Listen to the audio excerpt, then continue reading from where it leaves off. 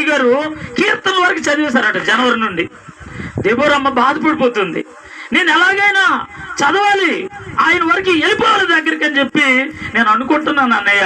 కానీ ఇంటి పనులు ఇవన్నీ చూసుకొని చదవడం వలన నేను అందుకోలేకపోతున్నాను, అయినా నేను చదవాలి అన్నది. నేను అన్నాను, అమ్మ ఎలాగైనా నువ్వు కీర్తనలకి ఇంకా మించినట్లుగా నువ్వు అనుకుని సాధిస్తావంటే నిజంగా ఆమెకి సమయం దొరికినప్పుడల్లా ఆయనకంటే ఇంచుమించి బైబిల్ చదవడానికే ప్రయత్నం చేస్తుంది. పోటీ అందులో ఉండాలంటే యవనస్తులకి బైబిల్ చదవడంలో, ప్రార్థన చేయడంలో, పరిశుద్ధంగా ఉండటంలో, దేవుని వాక్యం విని ఆ వాక్యం ప్రకారముగా జీవించడంలో ఉండాలి పోటీ. ప్రేమించడంలో, ఇతరులకి సహాయం చేయడంలో ఇవి ఉండాలి. కానీ కక్షలు, కార్పణ్యాలు, మితములు, పనికిరానటువంటి పోకిరి మాటల్లో హెచ్చుగా మనుషులు వెళ్ళకూడదు. కాబట్టి ఇక్కడ దేవుడు చెప్తున్నాడు, మెట్టుకు మాత్రమే ప్రభువు నమ్మిన వారిగా ఉండకూడదు, దేవుడిచ్చిన ఆజ్ఞల ప్రకారముగా జీవించేవారిగా మనం జీవించాలి. మనకు ఒక